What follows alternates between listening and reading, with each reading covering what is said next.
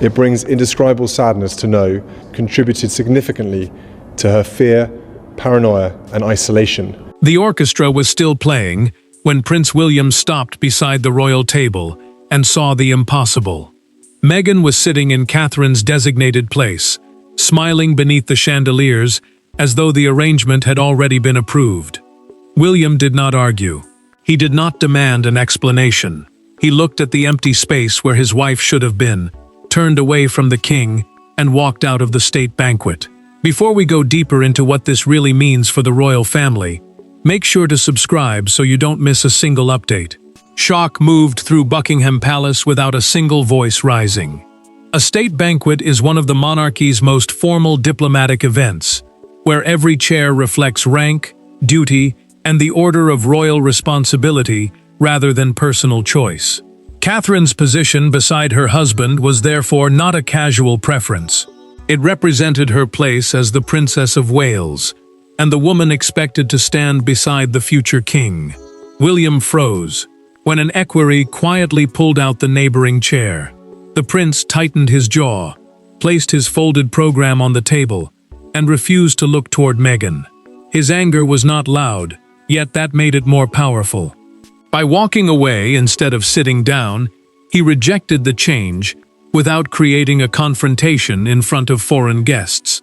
Meghan held her smile for several painful seconds. She had entered believing the arrangement carried official approval, but her confidence weakened as the empty chair beside her became impossible to ignore. She felt nearby guests watching, and she understood that his silence had turned into a public rejection. The Duchess remained seated, though the calm she had carried into the room was already beginning to break. Suspicion deepened when a senior courtier checked the final banquet record. Catherine's name card had been removed only 11 minutes before the royal party entered, far too late for a normal protocol adjustment. That discovery mattered, because seating changes at this level require clear approval, especially when they affect the heir and his wife. The courtier then opened a silver service cabinet and found the missing card folded inside. Two unfamiliar words had been written across the reverse: arrangement amended. According to a documented palace account, no authorized official recognized the handwriting, and no signed instructions supported the change. Charles reacted the moment he understood the danger. The king sent a private secretary into the corridor with one urgent command: bring William back before the first toast. But the future king stopped, turned toward the messenger, and demanded one answer before he would move. William's departure shocked the room, but the deeper wound could not be understood until the private stakes facing Catherine, Meghan, Charles, and the future king were finally exposed. To the watching guests, it appeared to be a dispute over a chair. To William, it was the latest attack on a woman who had remained silent through years of pressure. To Meghan, it was a chance to prove that the palace could no longer keep her at the edge of royal life. And to Charles, it became a brutal test of whether preserving peace mattered more than protecting Catherine's dignity. Catherine felt the blow before she understood the full betrayal. As Princess of Wales, her place beside William carried more than personal meaning. The title belongs to the wife of the direct heir and signals the woman expected to support the monarchy's next reign. Removing her from that position did not simply alter a dinner plan. It suggested that her role could be pushed aside whenever palace peace demanded a sacrifice. The telephone rang while she was preparing at another royal residence. Catherine listened without interruption, as a senior aide explained that her seat had been reassigned minutes before the banquet. She lowered herself into a chair, held the receiver with both hands, and asked only one question: does William know? According to a documented account from the household, her voice remained calm, but the silence that followed revealed how deeply the answer frightened her. Meghan carried a different wound into the palace. She had returned under a private reconciliation arrangement approved by Charles, meaning she could attend as a family guest without regaining the official duties she had left behind. Before entering, she told Harry in a recorded private conversation that accepting a distant seat would feel like accepting permanent exclusion. She would not, she said, spend the evening being treated as an afterthought while everyone pretended the family had healed. Harry understood her anger, but he did not know who had promised the change. Earlier that afternoon, Meghan had received a message saying that a position of equal family standing would be available. The wording sounded official, yet no signature appeared beneath it. When he later examined the message, the Duke realized it never named Charles, never mentioned Catherine, and never explained who had the authority to make such a promise. Charles felt control slipping from his hands. The king had approved Meghan's attendance, but he had never authorized moving Catherine. When an aide bent close and whispered what had happened, he stopped unfolding his napkin and looked directly toward Camilla. The queen consort lowered her eyes, and that small reaction planted a suspicion he could not ignore. William refused every request to return.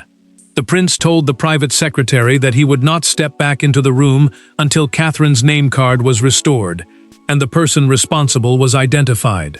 Charles then ordered an immediate review of every message, call, and instruction issued before the banquet. The royal family's emotions had collided in public, yet the true point of no return had taken place days earlier during a private rehearsal that Catherine had never been told about. 3 days before the banquet, the dining room had been almost empty when Meghan entered during a private seating rehearsal and stopped beside Catherine's chair. No cameras were present. No guests had arrived. Only one palace planner and a senior household official witnessed what happened next. Meghan touched the back of the chair, read the name card, and asked a question that would later shake the entire royal evening. Why is this place permanently hers? Meghan did not step away when the palace planner approached. She pointed toward the position beside William and asked why Catherine would sit there while she and Harry had been placed farther down the table. What should have been a routine rehearsal suddenly became a direct argument about status.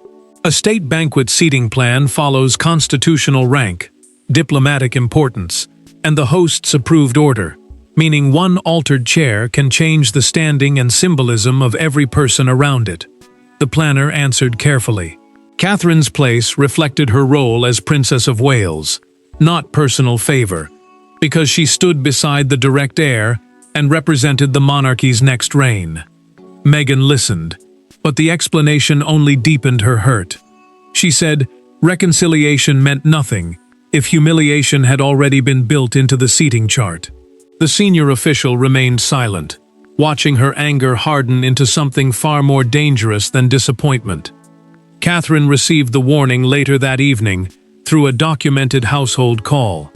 She was told that questions had been raised about her position and that some officials feared Meghan might refuse the original arrangement. She told William she wanted no confrontation, yet he heard the exhaustion beneath her calm words. The prince promised that her place would not be traded away in a private compromise she had never been allowed to discuss. Suspicion grew when the official from the rehearsal sent an unsigned note recommending temporary flexibility to prevent embarrassment. The message passed through 3 palace offices before reaching the banquet team, but Charles had never signed it. The king's approval was required, because the host carries final authority over ceremonial arrangements. Yet someone had allowed the instruction to move forward without him. The truth became darker when investigators recovered a recorded internal call. A female voice told staff to place Meghan beside William only for the entrance photograph and opening course. The change was meant to create an image of unity before everyone returned to their official seats. But no one had warned Catherine, and no one had considered what would happen if William arrived before the plan was reversed. William heard the recording while standing near the palace exit. He learned that the authorization trail led toward the Queen's household, the offices serving Camilla and managing her official work. The future king stopped, turned back, and walked toward the private corridor.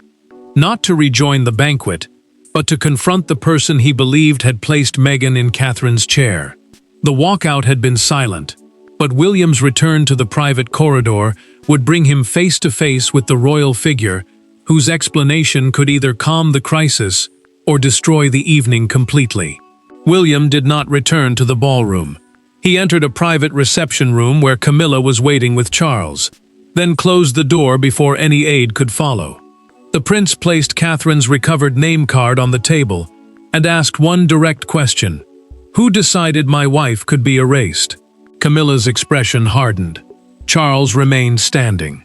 For several seconds, no one spoke, and the banquet continued without the monarchy's future king. Charles had summoned the queen consort because the altered instruction had traveled through an office linked to her household. That office manages her formal duties, correspondence, and staff decisions, which made her team central to the crisis, even if she had never touched the card herself. The king warned William that foreign dignitaries were seated only meters away.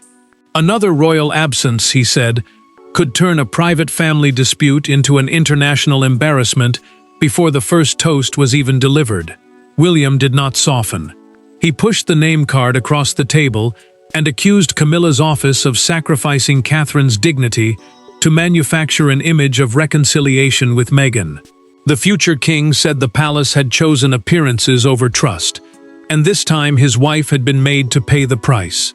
His voice remained controlled, but every word carried years of frustration that could no longer be hidden.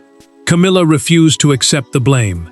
She said she had authorized a warmer welcome for Meghan, not the removal of Catherine from her rightful place.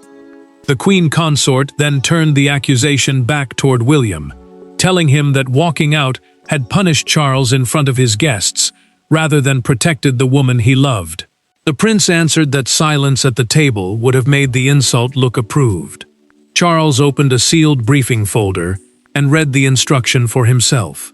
A handwritten initial appeared beneath the temporary seating order, and it looked almost identical to Camilla's.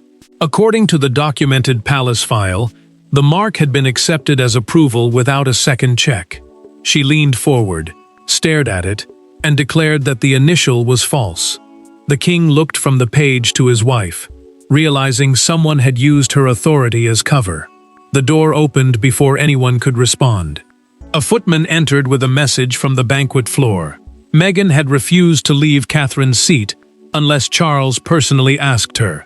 The demand changed everything. What had begun as a hidden alteration could no longer be solved by staff moving cards behind closed doors. Charles closed the folder and said he would speak to Meghan himself. William immediately insisted on going with him, but the monarch knew that placing them face to face could ignite the very scene he was desperate to prevent. The altered card had caused the crisis, yet the coming decision would depend not on protocol alone, but on who still possessed enough authority to make 4 wounded people obey. Charles had spent his life preparing to command rooms like this one, yet the most dangerous challenge of the evening came from his own family. William wanted Catherine's place restored immediately. Meghan wanted proof that she had not returned merely to be diminished. Camilla demanded that her household be cleared of blame. Standing between them, the king realized that whichever decision he made would be interpreted as a verdict on loyalty, marriage, and the monarchy's future. Charles carried final authority over the banquet, but that power offered no escape from responsibility. The sovereign is the monarch who formally leads the royal household and approves major ceremonial decisions, while palace staff carry those instructions out. That meant he could correct the seating plan with a single order. It also meant the failure had happened under his name. The warnings came quickly. Senior aides told the king that moving Meghan after the guests were already seated could create an even greater spectacle. Foreign diplomats had begun noticing William's prolonged absence, and every extra minute made the silence harder to explain. What had started as a family wound was now threatening to become a public failure of royal control. Charles stepped into the antechamber and asked to be left alone. He rubbed the edge of his signet ring, a personal seal worn as a symbol of identity and authority, then placed both hands flat on the desk. According to a documented account from his private secretary, the monarch finally whispered, "I tried to bring them together." The words carried no anger, only defeat. William entered before the silence could settle. The prince told his father that reconciliation could not be purchased with Catherine's humiliation. His disappointment cut more deeply than rage, because he believed Charles had allowed the appearance of unity to matter more than trust. The future king did not accuse him of planning the insult. He accused him of creating the conditions that made it possible. The truth arrived inside the original seating file. Charles opened it and discovered that Harry had privately requested a more prominent position for Meghan 2 days earlier. The request had been rejected, clearly marked, and never shared with her. The Duke had asked for dignity, but someone else had revived the demand after the decision was closed. Charles understood the trap at once. A hidden hand had copied Camilla's initial, revived Harry's rejected request, and trusted the confusion of the banquet to force acceptance. Once Meghan was seated, and the guests were watching, reversing the change would make everyone look cruel. The king refused to let the deception decide the ending. He ordered the banquet paused between courses and sent a private car for Catherine. The king had finally acted, but Catherine's arrival would force every person involved to confront the damage that had already been done in her absence. Catherine entered through a private palace doorway after the first course had already been cleared. She had not come to reclaim a chair or create a scene. She came because Charles asked her to help prevent the evening from collapsing. But when an aide handed her the folded name card recovered from the cabinet, her composure briefly broke. She traced the printed lettering with her thumb and understood that someone had planned for her absence. Catherine had originally withdrawn from the banquet because of a private family obligation, yet her place remained officially reserved until the final seating was confirmed. That mattered because her position beside William was not an empty honor. As Princess of Wales, she represented the next chapter of the monarchy, and removing her name without approval turned a family arrangement into a challenge to her public role. The delay was becoming impossible to hide. Musicians extended their program while palace officials quietly told foreign guests that the king was dealing with an urgent household matter. Charles remained under pressure because every passing minute weakened the image of control, while Catherine knew one wrong reaction from her could turn private pain into an international spectacle. Catherine closed her eyes after reading the words on the card. She steadied herself against the table, then looked at William and told him she had never wanted him to leave on her behalf. The prince answered that staying seated would have made the insult appear acceptable. He believed walking away was the only way to show that her position could not be taken without consequence. Catherine reached for his hand, but her question cut through his certainty. She asked whether his departure had truly protected her or merely allowed someone else to turn her name into a weapon. William fell silent. The future king had acted from loyalty, yet he now understood that the walkout had pulled her into a battle she had tried to avoid. Suspicion sharpened when Catherine turned the card over again. The handwritten words contained a distinctive capital A she recognized from private notes sent by a senior reconciliation advisor. According to a documented palace statement, the advisor was called into the room and confronted with the card. He admitted moving it, but insisted Meghan was never meant to remain in Catherine's place. The advisor revealed that the plan had been designed to create one photograph of unity during the entrance and opening course. After that, everyone was supposed to return to the approved arrangement. He had gambled with Catherine's dignity, Meghan's trust, and Charles's authority, simply to manufacture an image of peace. Catherine refused to let another advisor decide what happened next. She asked to speak with Meghan alone, without William, Harry, Charles, or any palace official present. For the first time that evening, protocol stepped aside, leaving Catherine and Meghan alone with the hurt, resentment, and choices that no royal advisor could resolve for them. No aides entered the room.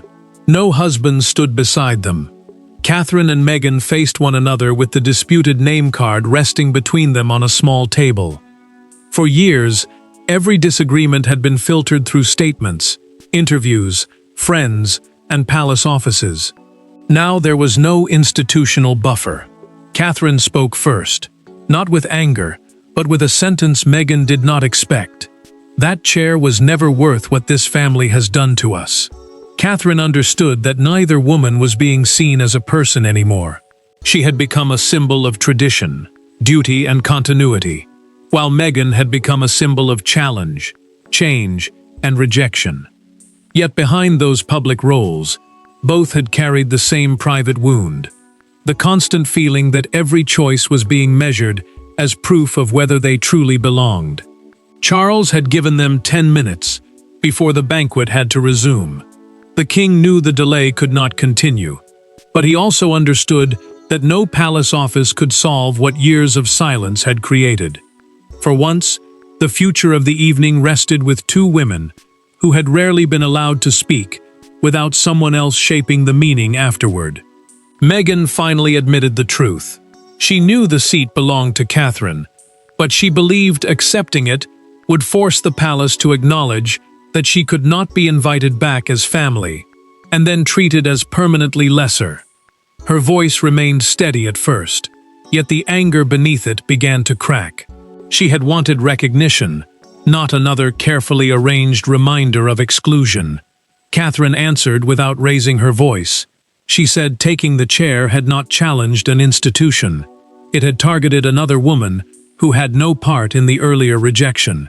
The princess told her that the seat carried constitutional meaning because it reflected the position of the heir's wife. But the deeper injury was personal. Meghan had used Catherine's place to fight a battle Catherine had not created. Meghan's defensiveness faded. She then produced a saved message from the reconciliation advisor. According to that documented exchange, he had promised that Charles wanted her beside William as a gesture of restored equality. The wording proved she had been manipulated with a false claim of royal approval, but it did not erase the choice she had made after receiving it. Catherine offered a solution no one outside the room expected. Neither woman would sit in the disputed place. The card would be removed, and the royal family would enter together under a new arrangement approved openly by Charles. No hidden instruction, no manufactured image, no one woman used to defeat the other. Meghan agreed to stand and surrender the chair. Then she asked Catherine for one thing: walk beside her into the banquet, so the world could not turn the moment into another public defeat. Their private decision changed the emotional balance. Yet outside the palace walls, William's walkout had already become a worldwide symbol, demanding an official answer. Before the banquet resumed, a single image had already escaped the palace. It showed Meghan seated beneath Catherine's place setting, while William's chair remained empty beside her. Nothing in the photograph explained the altered card, the false authorization, or the confrontation behind closed doors. Yet within minutes, the picture became a verdict of its own, shared across the world as proof of either Meghan's defiance or William's refusal to tolerate disrespect. Confusion spread faster than truth. With no immediate palace explanation, commentators built two competing stories from the same image. Some praised William for defending Catherine when her place had been taken. Others accused the prince of turning a private seating dispute into a public act of humiliation. The photograph became dangerous because it froze one moment while hiding every decision that had led to it. Palace communications staff tried to regain control. They drafted one statement blaming an unauthorized seating change, another describing the walkout as a misunderstanding, and a third calling the evening a family matter. Each version was discarded because it appeared to condemn Meghan, William, Camilla, or Charles before the full evidence had been reviewed. The Communications Office, which manages the monarchy's public statements and media response, could not protect everyone without hiding the truth. William watched the image spreading across a private telephone. His anger slowly turned to regret when he saw strangers using Catherine's name to attack Meghan with cruel language. The future king had walked away to reject an insult, yet his silence had created a space where other people could decide who deserved blame. He realized his act of loyalty had also become a weapon. Meghan felt the same image close around her. A headline described her as the guest who seized the future queen's chair. Her face fell as she read it, and she quietly told Harry that the photograph made her look exactly like the person she feared the palace had already decided she was. The Duke took the phone from her, but he could not remove the judgment already spreading beyond the gates. Outside Buckingham Palace, a crowd gathered beneath large television screens, as broadcasters replayed the empty chair image. One presenter paused before declaring, "Tonight, royal silence became louder than any speech." The sentence captured the public mood: shock, division, and a growing demand for answers. The palace finally released the corrected seating plan and confirmed that an unauthorized alteration had caused the crisis. The reconciliation advisor responsible was removed from duty before the final toast. Then the doors opened, and cameras captured Catherine and Meghan entering side by side, while William followed several steps behind. The public had witnessed rebellion, humiliation, and unexpected unity, but only the final choices made inside the banquet could reveal what the night truly meant. When the doors reopened, the disputed chair was gone. No announcement explained its removal, and no royal guest was asked to pretend that nothing had happened. Charles stood as Catherine and Meghan entered together, followed by William and Harry. The seating plan had been rebuilt around the family rather than used against it. What began as a struggle over status ended with a harder truth. No position inside the monarchy could survive if dignity was treated as negotiable. Catherine took her place beside William, at a newly arranged position that reflected their constitutional roles. Those roles define the official duties and order of responsibility within the monarchy, separating public rank from private affection. Meghan and Harry were seated nearby as family guests, welcomed without being falsely presented as working royals. The arrangement did not erase the pain, but it finally made the boundaries honest. Charles personally approved every change. The king then ordered that future invitations clearly separate family reconciliation from official status, preventing warmth behind closed doors from being mistaken for restored royal authority. That decision mattered because the crisis had begun when personal hope was allowed to override formal responsibility. William found Catherine before the final toast and apologized. The prince admitted he had walked out before considering how quickly the world would use her name to attack someone else. She accepted his loyalty, but reminded him that protection must never silence the person being protected. He had defended her position, yet she needed him to trust her voice as much as his own anger. Meghan approached Catherine soon afterward and acknowledged that taking the seat had been wrong. She explained that the advisor's message had convinced her the king wanted the change, but she did not use that deception to escape responsibility. Catherine did not offer instant friendship. Instead, she accepted the apology without humiliating her, choosing a firm boundary over another public punishment. Charles confirmed the full truth through a documented palace review. The reconciliation advisor had created the unauthorized change to manufacture a symbolic photograph, believing the monarch could not reverse it once the guests were watching. Camilla was cleared of altering the plan, though her household's failure to verify the forged initial triggered a complete review of palace authority. William's walkout did not decide who belonged above whom. It exposed the danger of using rank as a weapon inside a wounded family. The final victory belonged neither to Catherine nor Meghan alone. It belonged to the moment both women rejected manipulation, accepted painful truth, and chose honest boundaries over revenge. The banquet ended with every chair in its proper place. But the monarchy's lasting lesson was simpler and far more human. Tradition can define a role, yet only dignity can preserve a family. Thanks for watching. Please don't forget to like and subscribe, and we will see you in next one.